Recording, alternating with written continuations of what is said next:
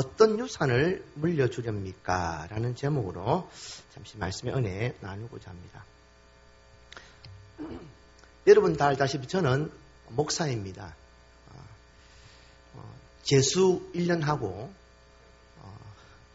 NDB들 갈 거라고 영어 공부 서면 가서 1년 동안 줄기차게 다니고 그렇게 하다 보니까 또 목사 되는데 약 11년의 시간이 걸렸습니다. 그래서 목사가 되었습니다. 목사 되기 전에 돈 많이 버는 직장은 아니었지만은 나름대로 30대 한참 피 끓는 젊음에 열심히 일하고 그래서 열심히 일한 결과 또 직장에서 인정도 받고 또 보직도 받고 그 직업에 대한 자부심도 있고 그랬었습니다. 근데 신앙적 이유로 목사가 된 이후에 제가 딱 한 가지 인간적으로 좀 후회하는 부분이 있습니다. 아니 후회한다기보다 좀 안타까운 부분이 있습니다. 물론 신학하기 전에도 가진 것 없었지만은 제가 벌어서 제 학비, 제 생활 다 되는 그런 생활이었지만은 이제 중년의 가장이 되고 아이들이 이제 두 아이들이 커가는데 자식들에게 제가 물려줄 재산이 하나도 없다는 거예요. 통장에 있는 것도 없고, 건물도 없고, 땅도 없고, 그래요.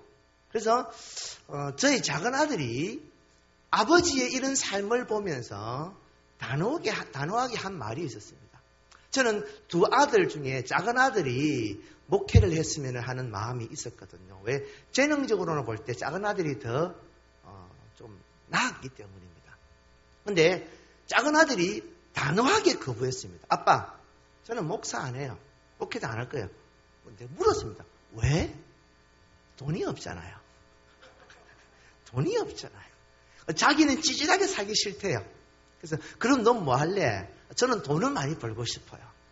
그래서 뭔 재주로 돈 벌래 네가? 그러니까 지가 이래 해가지고 그래서 보니까 요즘 그 대중음악 한 5곡만 잘 써서 히트곡 만들면은 매달 통장에 1,000만 원씩 2,000만 원씩 꼽히니까 자기는 그렇게 해서 돈을 벌어가지고 하나님 앞에 충성하며 살고 싶다고 그래요. 그러니까 지금도 제가 좀 뭔가 필요한 것이 있고 아부를 떨어야 될 때 늘 하는 말이 있습니다.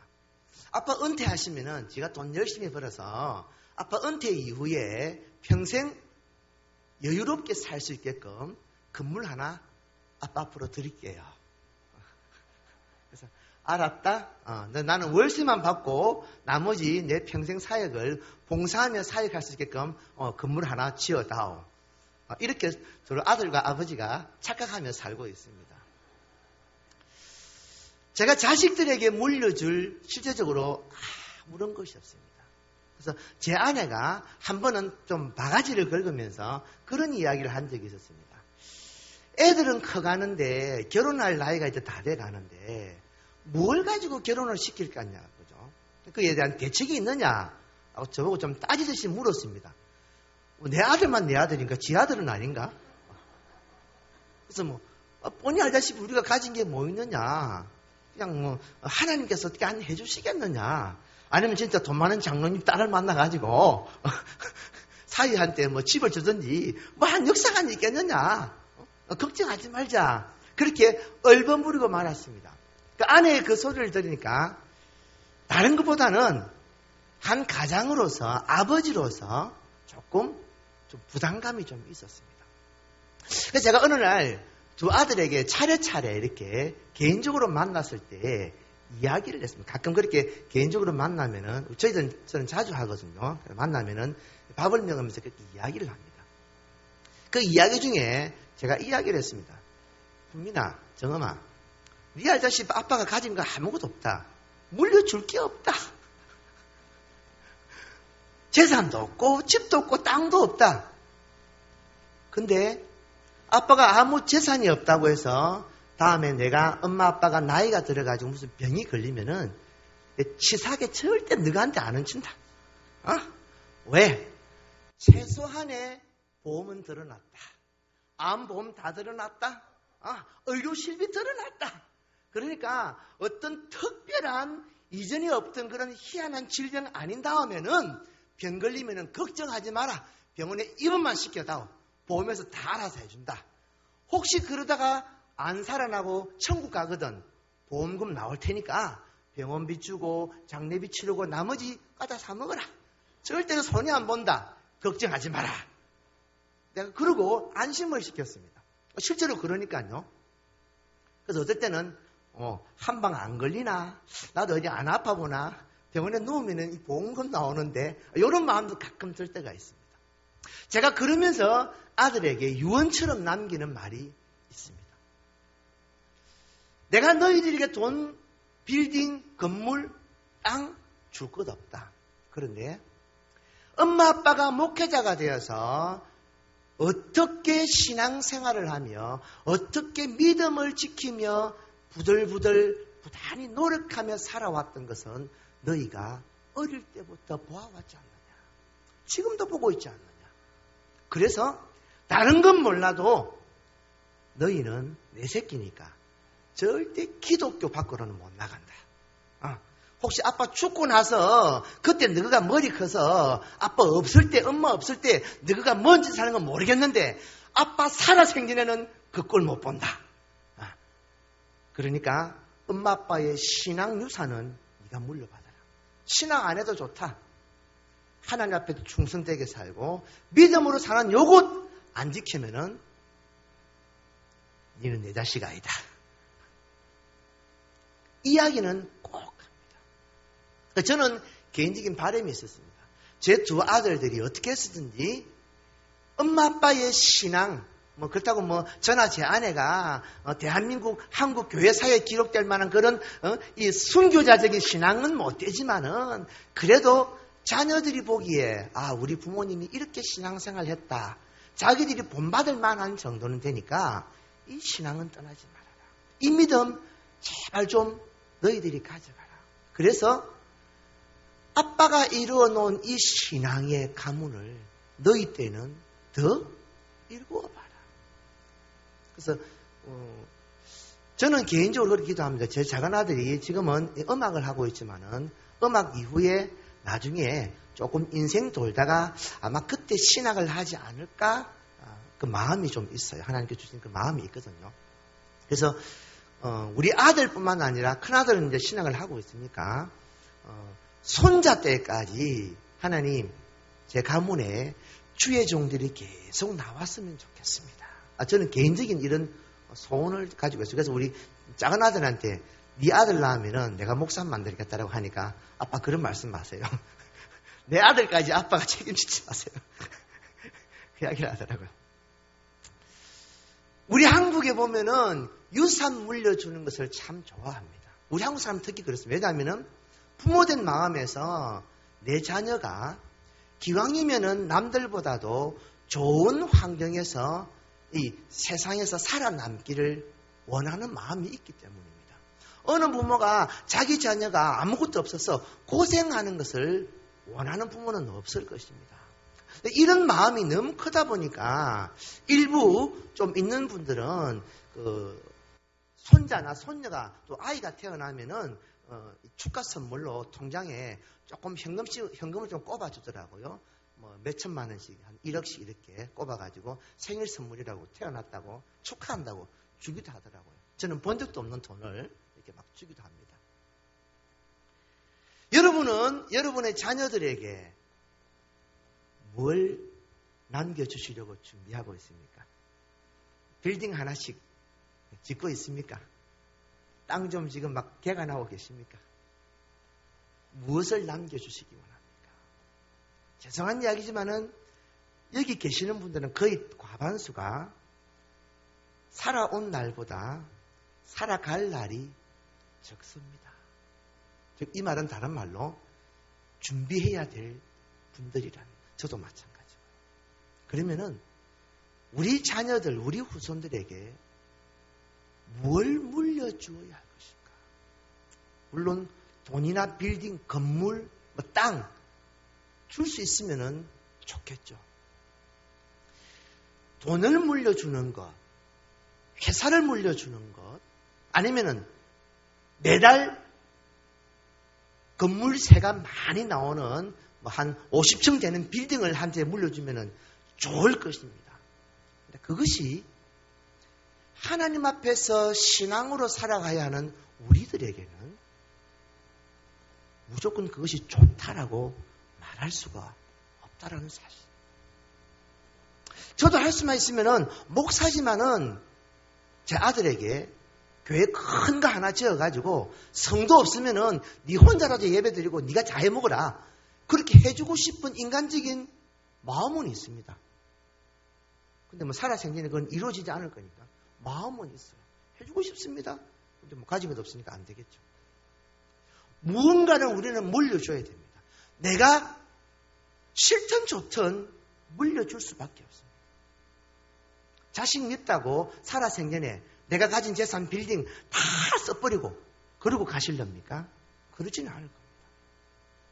근데 우리가 자녀들에게 주는 것 중에 무엇 그 어떤 것보다도 신앙의 유산을 물려주는 것이 가장 중요하다는 사실을 우리가 먼저 생각해야 됩니다. 오늘 본문에 히스기야는 우리가 너무나 잘 아는 인물입니다. 히스기야의 이 삶을 통해서 바로 그 사실을 우리는 교훈받기를 원합니다. 히스기야는 유대 나라 왕 중에서도 성경이 평가하는 선한 왕이었습니다. 성경이 많은 그 유대 역사의 왕들을 평가하면서 저가 다윗의 길을 쫓아서 선하게 살았다, 착하게 살았다, 믿음으로 살았다라고 칭찬하는 그런 왕들이 많지는 않습니다. 그런데 히스기야가 그런 왕 중에 한 명이었습니다. 왜냐하면은 히스기야가 왕이 된 이후에 그는 그 유대 나라 중에 있는 우상을 무너뜨리는 일에 앞장을 섰습니다. 그 새로운 유대 나라, 어떻게 하면은 이 유대가 하나님 앞에서 깨끗한 나라, 하나님이 기뻐하는 나라, 하나님이 기뻐하는 그런 민족이 될까? 이 생각을 가지고 하나님이 싫어하시는 우상, 산당, 무당, 모든 이런 것들을 폐하는 일에 이 히스기야가 국가적인 정책을 힘을 쏟았습니다. 그래서 나라를 정말 하나님 앞에 많이 깨끗하게 했습니다. 그런 히스기야의 신앙적 모습, 왕이 되었는데 그가 하는 일이 뭐 나라를 또 그 주변 강대국들과 경쟁하면서 나라를 잘 세우는 것뿐만 아니라 백성을, 민족을, 나라를 신앙으로 부흥시켰다라는 겁니다. 왜? 유대 민족은 유일신 하나님을 섬기는 택한 백성이니까 종교와 정치가 분리될 수 없었던 나라입니다. 그래서 왕이 되어서 나라 중에, 민족 중에 있는 이런 하나님이 기뻐하지 않는 것들을 제하는 일을 국가 사업으로 시행하였던 겁니다. 그것이 하나님 앞에 참 칭찬받는 일이 되었습니다. 그런데 이런 일을 행한 히스기야가 오늘날 한 40대 중반, 50대가 되기 전에 열심히 왕이 되어서 많은 일을 감당하는데 덜커덕 병이 걸렸습니다. 피부에 종기가 생겼는데 그 종기가 그 당시로는 치료가 안 되는 죽을 병으로 그것이 번져버렸습니다. 정확히는 모르지만 요즘 의학으로 대충 이렇게 규명을 해보니까 아마 피부암 같은 것이 아니었느냐 그렇게 추론을 합니다. 그러니까 그 피부암으로 인해서 이 히스기야가 죽게 되었습니다. 하나님께서 이사야를 보내어서 히스기야에게 사망 선고를 내렸습니다. 너 짐 챙겨라, 다 정리해라, 너 생명 끝났다. 그 하나님의 메시지를 전달받은 히스기야가 그 밤에 신하들을 다 물리고 왕궁에 혼자 앉아서 벽을 바라보며 그 밤을 지새며 하염없이 하나님 앞에 눈물을 흘리며 은혜를 구합니다. 하나님, 내가 하나님 말씀 듣고 나라를 세우기 위해서 어떻게 신앙의 결단을 하고 이 우상을 무너뜨리기 위해서 애쓰고 노력한 것들 하나님 아시지 않습니까? 내가 그렇게 헛되게 인생을 안 살았는데 이 젊은 나이에 내가 죽는다니까 하나님 너무 억울합니다. 더 하나님의 일을 감당할 수 있도록 내게 은혜를 주십시오. 그 살려달라고 히스기야가 그 밤에 얼마나 부르셨는지 모릅니다. 자기의 표현을 보면은 지저귀는 새같이 하나님 앞에 부르짖었다고 이야기합니다. 눈물을 흘리면서. 얼마나 그 밤에 히스기야가 하나님 앞에 통곡하며 절규하며 부르짖었던지 하나님께서 히스기야를 불쌍히 여겨 다시 이사야를 보내어서 에이 그래 내 기마에 썼다. 내가 살려줄게.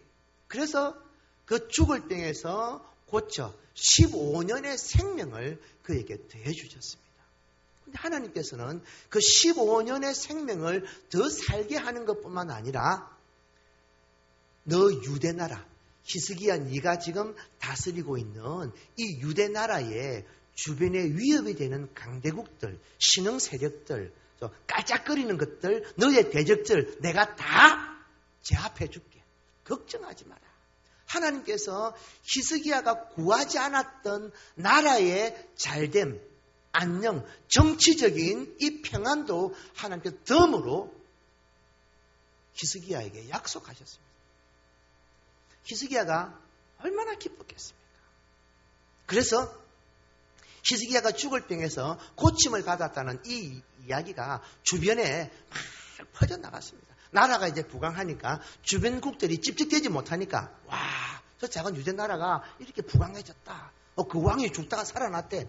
그래. 소문이 막 나가서 주변의 강대국들, 주변에 이웃하는 나라들이 진짜 살았나 죽었나 사신을 보내어서 예물을 가져와서 히스기야를 접견하게 되었습니다. 그래서 여러 나라에서 사신이 와가지고 아이고 왕이셔 축하합니다. 더 건강하시네요. 아이고 10년은 더 젊어 보입니다. 이렇게 인사를 하고 히스기야가 자기가 어떻게 고침을 받았는지 이런 상황들을 이제 쭉 이야기했습니다. 그 중에 그 주변 신흥 강대국 바벨론 나라에서 마찬가지로 사신을 보내왔습니다. 이 당시까지만 해도 바벨론이 그렇게 강대하진 않았고 한참 뜨는 나라였습니다. 하나님께서 키워주는 히든카드였습니다.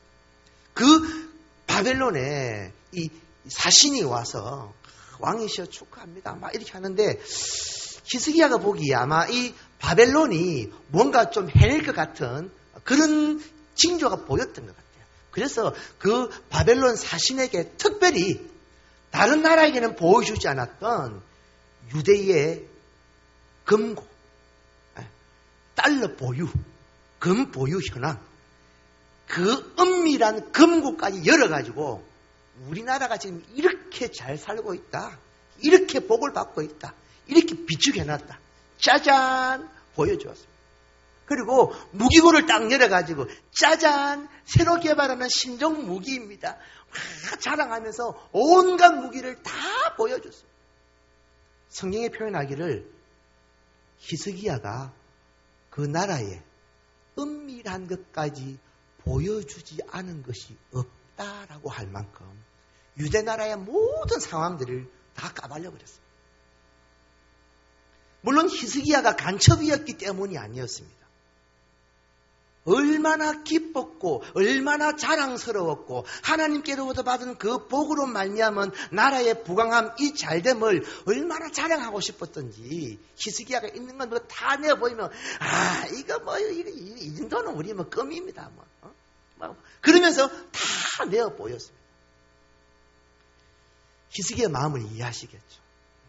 그런데 이 일이 바벨론 사신에 대한 히스기야 이 일에 어떤 문제가 있었습니다. 그 일 때문에 오늘 본문의 내용이 기록이 되어 있습니다. 하나님께서 히스기야가 하는 것을 보고서 이사야를 보내 히스기야에게 지금 저주에 가까운 말씀을 하십니다. 내용이 뭔가요? 너 바벨론 사신에게 뭐 보여줬니? 히스기야가 하나님 금고도 열어가지고 우리 돈 많은 것도 보여주고요. 우리 있는 개발하는 무기도 보여주고요. 저거 보고 이제 깜짝대지 말라고 내가 끔박 죽여놨습니다. 안 보여준 적이 없습니다. 다 보여줬습니다. 하나님께서 말씀합니다. 너가 보여준 금, 은, 기금속 모든 보화들 이거 본 그대로 바벨론으로 옮겨갈 것이다. 즉 빼앗긴다는 말입니다. 근데 이것만 빼앗기는 것이 아니라 너희의 자손 중에 그 바벨론의 포로로 잡혀가 환관이 될 것이다. 그럼 이 히스기야의 후손들이 어떻게 된다는 말입니까? 종으로 잡혀간다는 이야기. 그럼 유대 나라는 멀쩡한데 히스기야면 잡혀갑니까? 나라가 끝장난다라는 거죠. 저주에 가까운 말씀을 예언하셨습니다. 국고를 보여주고 무기고를 보여주는 이게 뭔 그리 큰 잘못이라고 하나님께서 이 말씀을 하실까요? 자, 이 어간에 물론 성경이 기록된 이 내용이 우리는 뭐 하루 이틀 상관에 되어진 것으로 보여집니다만은 조금 이 어간에 기간이 있습니다. 즉 히스기야가 노임을 받고 질병에서 치유를 받고 회복된 이후에 15년을 사는 동안에 히스기야 신앙에 변질이 생겼다. 하나님의 큰 은혜로 나라를 새롭게 하고 민족을 부흥케 하고 신앙으로 살려 하였던 그 초심이 어느 순간인가 변질이 되었다.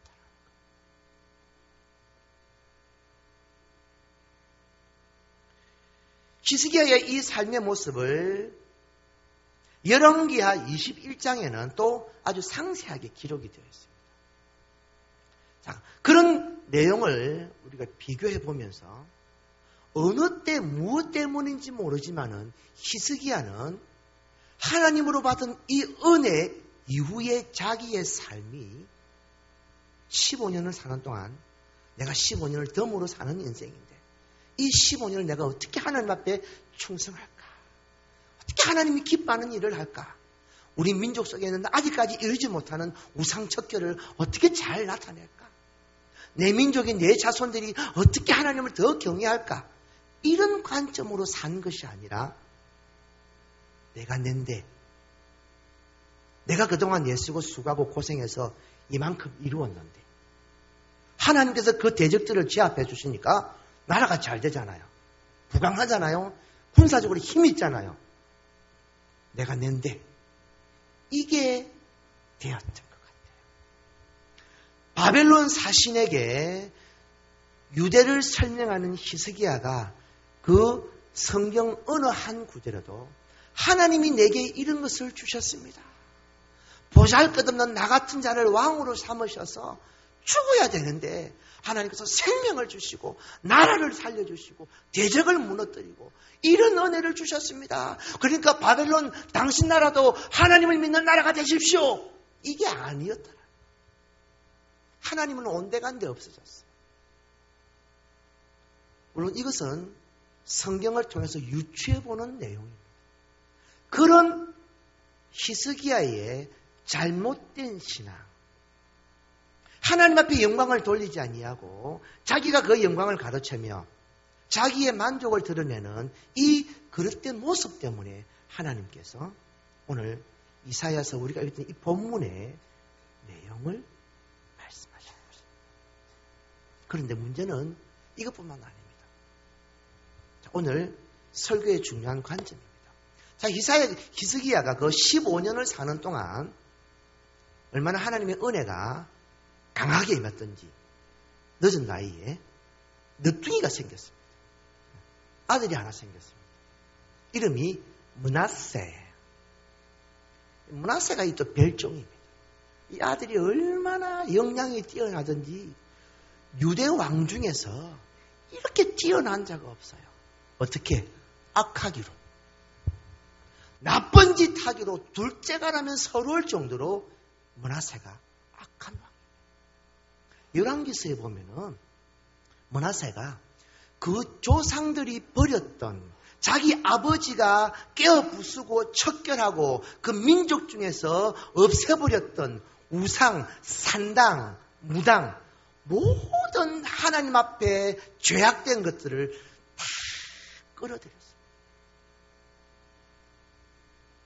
히스기야 이후 유대 열왕들이 오랜 그 민족 속에 있어 왔던 우상을 섬기는 이 문화, 잔류하고 있는 그 문화를 끊어내고자 애썼지만은 히스기야가 얼마나 뿌리 깊게 우상 숭배를 민족 속에 끌어들였던지 이 므낫세 이후로는 도저히 유대 나라가 정립이 안 될 정도였습니다.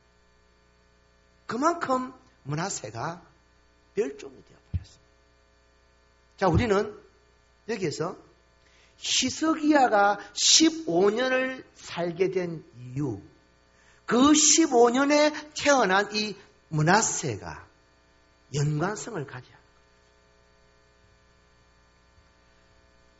히스기야가 그 15년의 삶, 므낫세를 키우면서 하나님께로 받은 자기의 이 은혜를 자기 아들에게, 아들아, 아빠가 15년 전에 죽을 병이 걸렸는데 하나님이 나를 이렇게 치료하시고 생명을 주셔서 네가 태어났단다.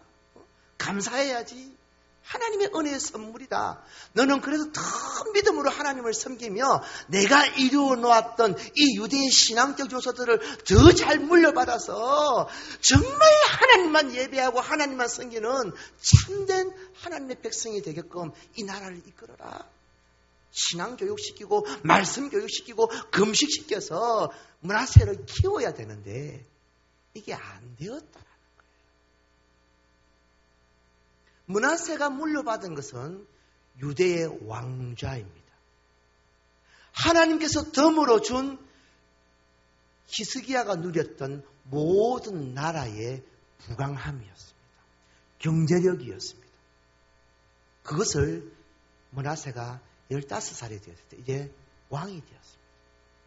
그리고 한다는 짓이 버렸던 우상들을 쓰레기통에서 딱 주워가지고 이제 창고 뒤져가지고 딱 꺼내서 산당을 만들고 우상을 섬기고 나와 더불어 하나님을 버리고 우상을 섬기자. 민족을 타락하게 만들었습니다. 자기 한 사람이 왕궁에 앉아서 문 꼭꼭 닫아놓고서 지 혼자서 남이 앞에 탑을 한 게 아니라는 겁니다. 나라마다 곳곳마다 민족마다 지역마다 우상을 세우고 민족을 죄에 빠뜨리게 하였다는 거예요.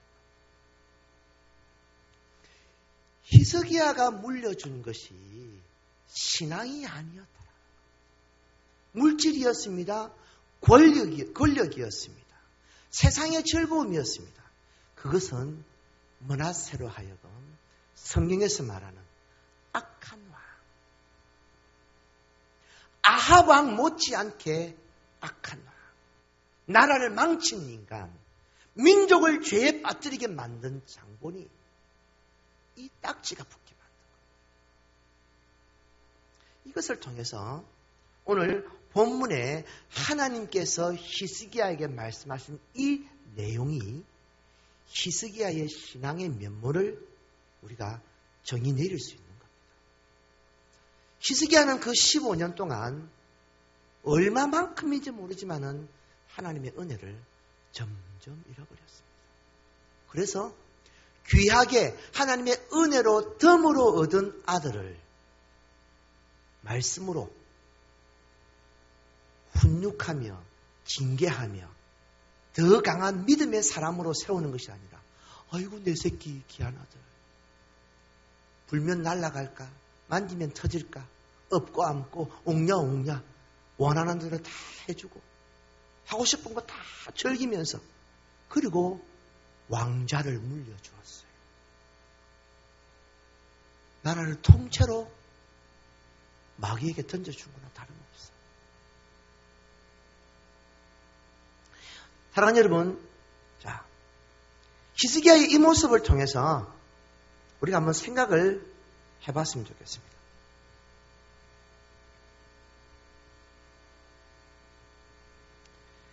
자녀에게 물려줄 것이, 우리가 물려줘야 하는 것이 돈을 많이 줄 수 있으면 분명히 좋을 것입니다.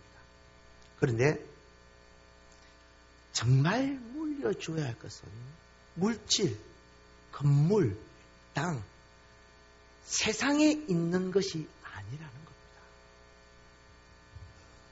부모들 입장에서 좋은 것 주고 싶은 것은 당연합니다. 그런데 내 자녀가 신앙의 바탕이 안 되면은 단돈 10원짜리 하나 주어서는 안 됩니다. 중학생 이상 되면은 아이들은 더 이상 부모 말씀에 귀를 기울이지 않습니다. 즉 청종하지 않습니다. 따르지를 않습니다. 엄마는 이미 아들들이 만만하게 봅니다. 눈을 희끗거립니다.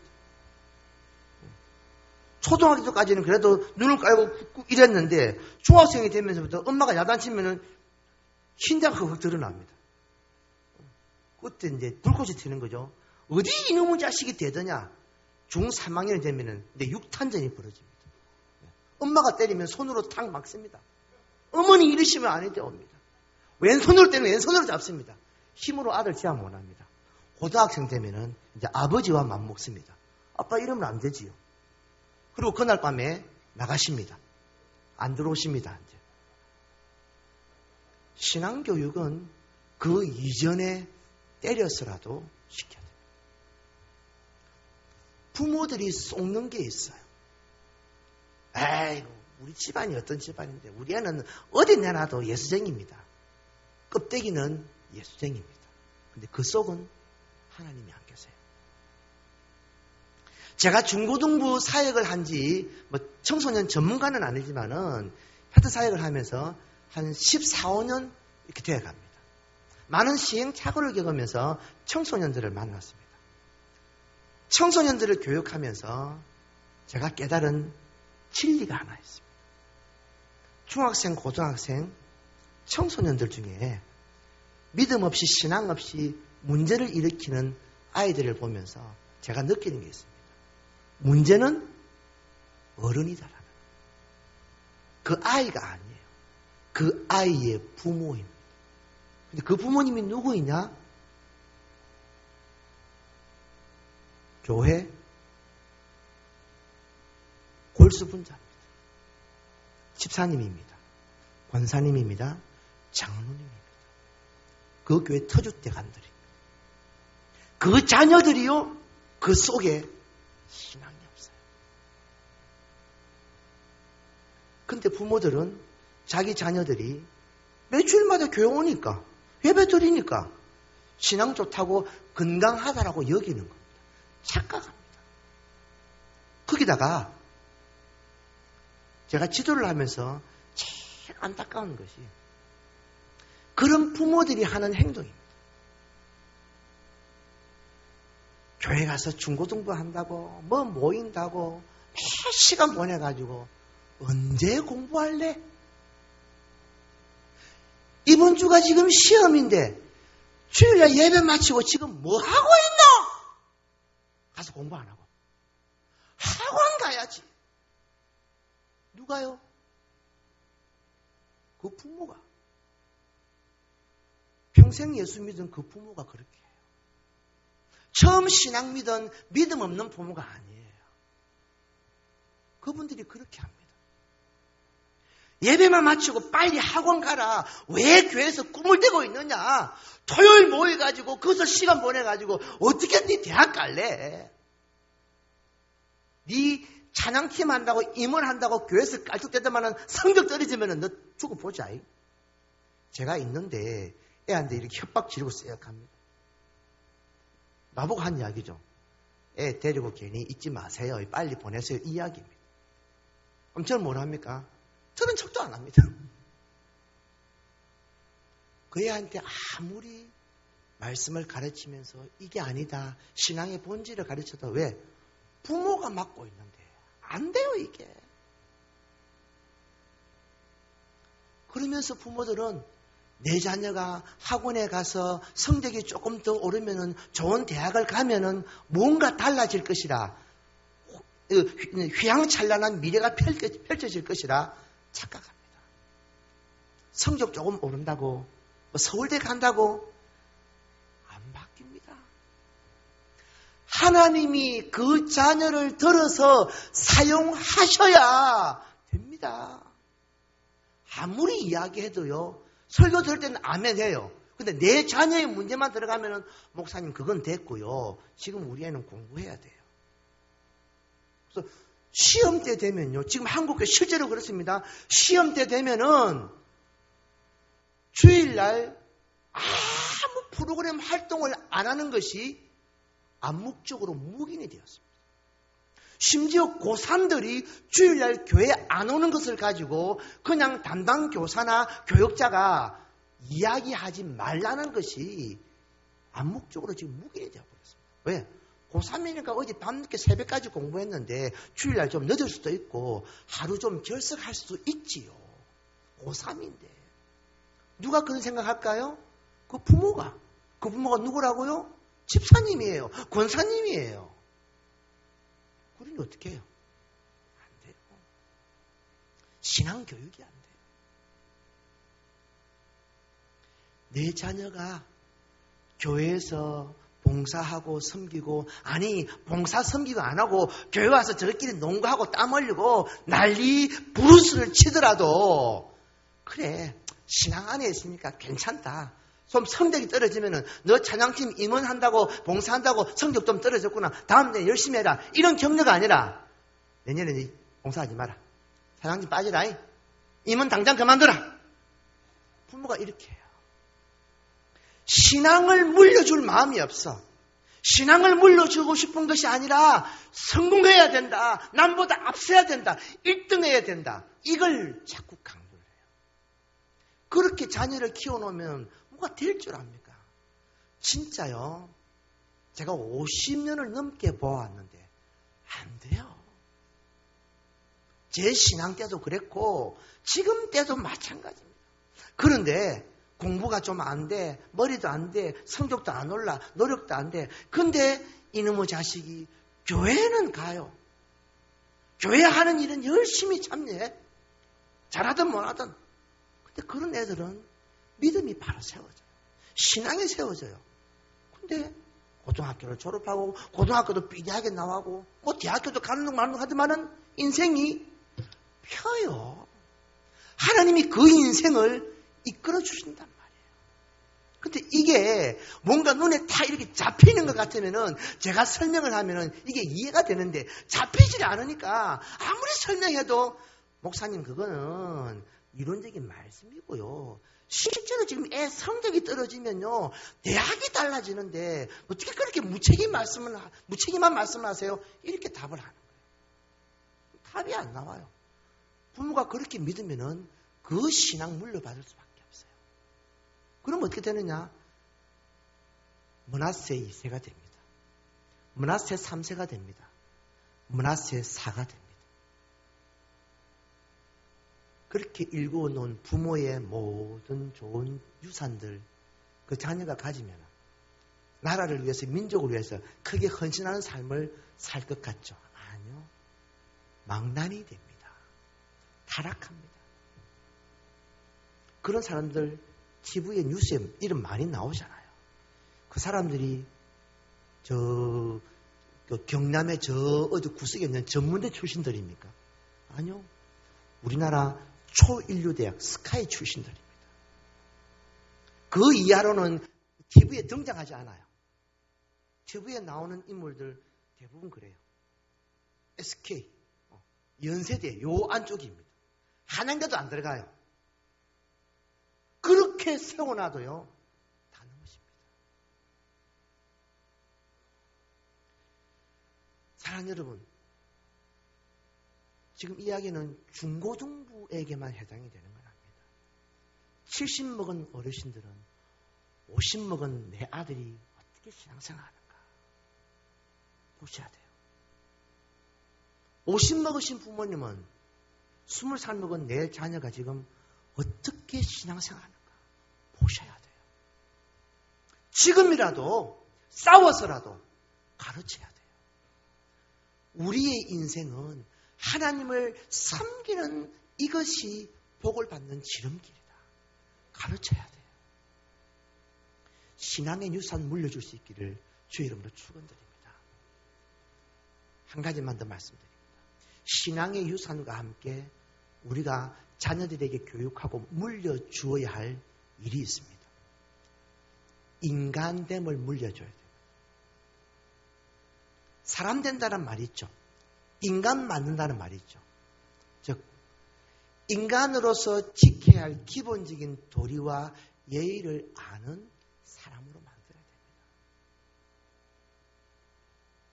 한때 우리나라에 그런 이야기가 많이 있었습니다. 식당에 가면은 아이들이 막 뛰어다니면서 그 꼬맹이들이 탁 자빠져가지고 옆에 식사하시는 옆 테이블에 상에 벌떡 해가지고 다 얻어버리고 피해를 끼치고 이런 거 하지 않도록 자녀를 이렇게 잘 케어합시다. 뭐 그런 이야기가 많이 있었습니다.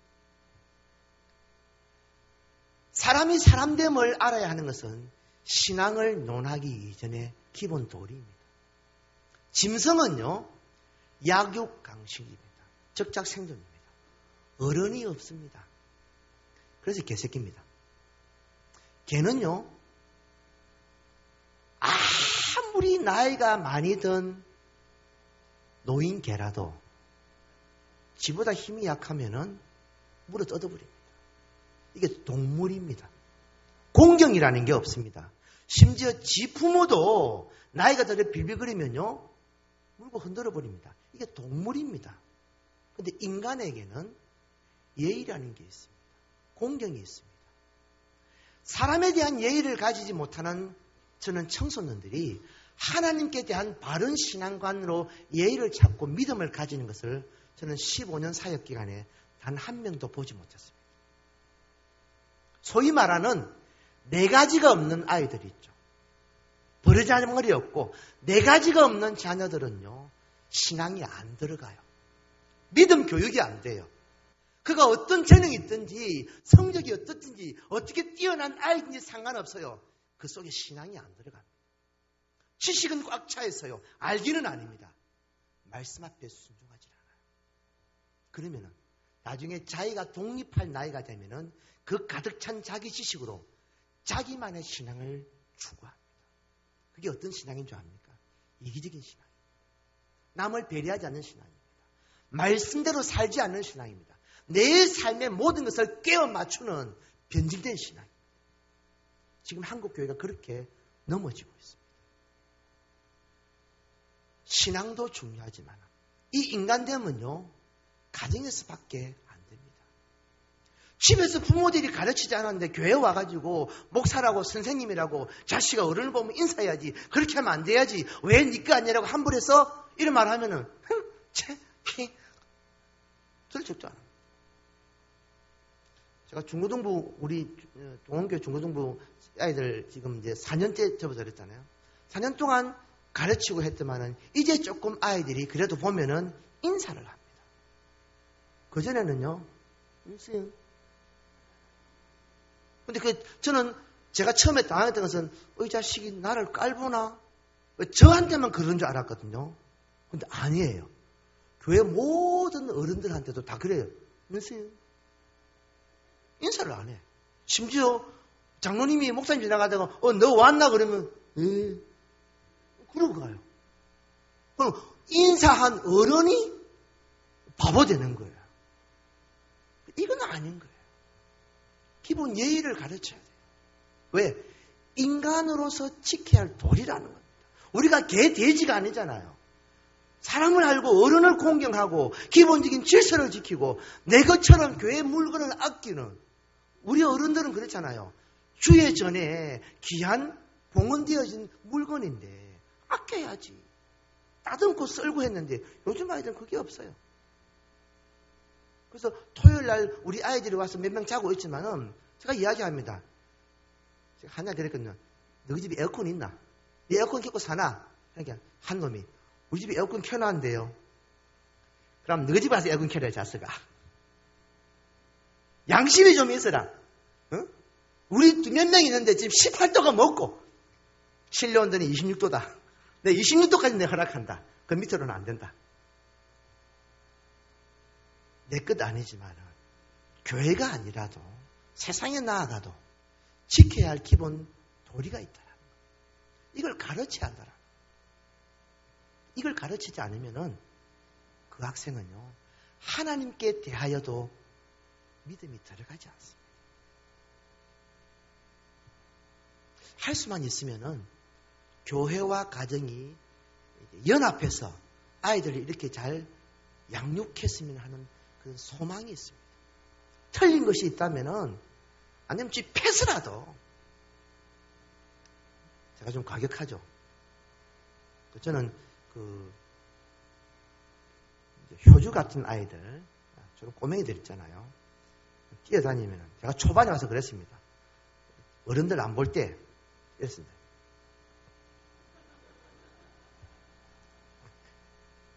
지나가면 한 두 분만 하면요, 그때부터 저를 무서워합니다. 뛰다가도 봅니다. 왜? 예배당 안에서는 뛰지 말라는 거죠. 가르치 한다는 거예요. 그렇다고 뭐 엄마 보는 앞에서 제가 이렇게 하면은 좀 그렇잖아요. 안 볼 때 지금도 그렇게 합니다. 실제로 여러분 모르시면 안 볼 때 뒤에서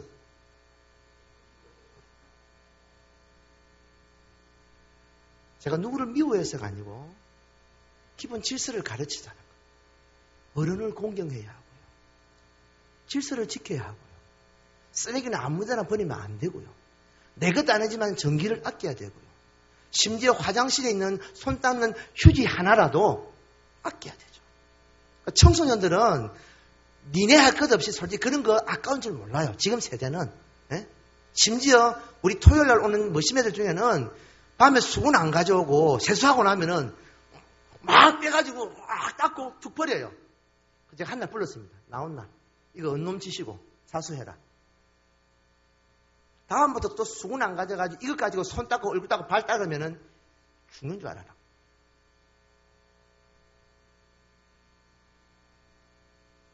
예의와 질서를 가르치지 않으면 더 이상 인간이 아닙니다. 짐승이 됩니다. 그 인성, 기본적인 그 속에 바른 신앙이 들어갑니다. 이상한 논리죠. 인성 엉망이라도 하나님 잘 섬기면 좋은데 이게 연결이 안 돼요. 인성이 바탕이 안 된 그런 자녀들은 하나님께 대하여도 무례합니다. 그런 자녀에게 어떻게 하나님께서 복을 주겠습니까? 어떻게 믿음의 은혜가 있겠습니까? 말씀을 정리합니다. 우리가 자녀에게 물려줄 것은 다른 것이 아닙니다. 물론 할 수만 있으면 능력이 되시면 빌딩도 주십시오. 그런데 신앙을 우선하십시오. 각서 써라. 자녀에게 각서 써라. 엄마 아빠가 천국 가고 난 이후라도 나와 내 집은 여호와만 섬기겠다고 각서 써라. 만약에 네가 신앙을 떠나면은 네 재산 어느 사회단체 내가 다 넘겨버린다. 유산으로 유언으로 남겨가지고 변호사한테 받아가지고 그거 보관하게 해서 자녀한테 집을 주든지 땅을 주든지 물려주십시오. 무엇보다도 신앙유산 물려주십시오. 저는 그런 욕심이 그렇게 있습니다. 엄마가 아이 손 잡고 아니면 오기 싫어하면 먹구덩이 잡고 끌고 와서 금요 기도에 엄마, 아빠, 아들, 딸 같이 앉아서 기도하는 모습 보여주십시오. 말씀 들을 때 지금 뭐 중고등부 예배가 따로 있지만은 예배는 하나입니다. 저것끼리 드렸더라도 3부 예배 또 드려야지. 애들이 지금 그 중고등부 예배 마치고 다 돌아갔잖아요. 어디 가서 뭐 한 줄 압니까? 우리 중고등부 24명, 5명 중에 지금 한 2-3명 빼고 학원 가 있는 애 빼고 나머지 거의 다 PC방 놀러 다니고 있습니다. 그런 애들 잡아다가 예배를 가르치십시오. 이거 중요합니다. 지금 아니면은 훈계 못합니다. 고등학교만 졸업하면요 성적 타락, 대학교에 가서 술, 음란 문화 어떻게 막을 겁니까? 표가 나나요? 내 자녀는 그냥 시궁창에 빠질 겁니다. 저도 제 아들한테 늘 이야기합니다. 그래서 한 번씩 자취방에 몰래 가봅니다. 뭐 이상한 게 있나 없나 막 뒤져봅니다. 혹시 뭐 술병 있는 거 없는가 구석에 찾아보고 막 뒤져봅니다. 그러면서 이상한 게 있으면 카톡 보냅니다. 사진 찍어가지고 아들 이게 뭐야? 그럼 답장이 오죠. 할 핑계 됩니다. 다음부터 또 이러면은 우리 자취하는 거 다시 생각해보자. 본가로 들어와라. 협박을 가합니다. 그럼 지는 이야기하죠. 아빠가 염려하는 그런 일 절대 없습니다. 안심하세요. 내가 너를 안 믿는다. 내 아들이지만 난 너 못 믿는다. 신앙유산을 물려줍시다. 아이들은 이 신앙유산이 재미없어 합니다. 고리타분해 합니다. 그렇죠? 근데 억지로라도 먹여야 합니다. 안 먹으려고 발버둥 치면요, 때려서라도 가르치라고 성경은 이야기합니다.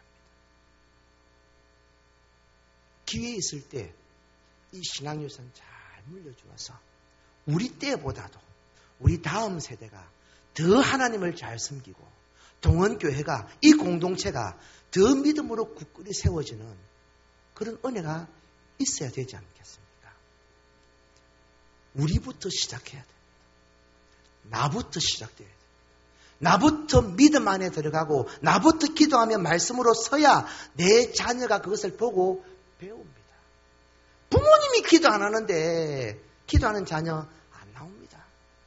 그래서 함께 손잡고, 솔직히 아이들이 뭐 금요 기도에 나온다고 무슨 기도를 하겠습니까? 지루해서 주리를 털지만은 앉혀놓고 보여줘야 됩니다. 그게 교육입니다. 자기들이 원하는 것, 좋은 것, 그것만 다 해보십시오. 인간 안 됩니다. 망나니 만들어집니다. 그런데 싫더라도, 거부하더라도 주어야 하기 때문에 교육을 시키고 가르치고 때려서라도 훈련시켜야 합니다. 그래서 이 신앙 물려받아서 한국교회가 이루어 놓은 이 위대한 믿음을 우리 자손들이 더 누리도록, 그래서 대한민국 인민족이 세계 선교의 중심이 되는 이 은혜가 나타나도록 우리가 그 사명감을 갖고 만들어야 합니다. 돈 많이 물려주고 땅 주고 빌딩 주기를 기대하지 마시고 신앙 물려주십시오. 그러면은 돈 안 줘도 더 잘 삽니다. 더 존귀함 받습니다. 더 세상에서 인정받습니다. 그러니까 신앙 없이 돈 물려주면요, 그거 얼마나 되는 금액을 주든지 홀랑 털어먹는 거 시간 문제입니다. 망칩니다. 자기뿐만 아니라 주변 사람도 피해를 줍니다. 이 믿음 위하여서, 이 삶 위하여서 헌신하는 저와 여러분 되기를 주의 이름으로 축원드립니다. 우리 함께 기도.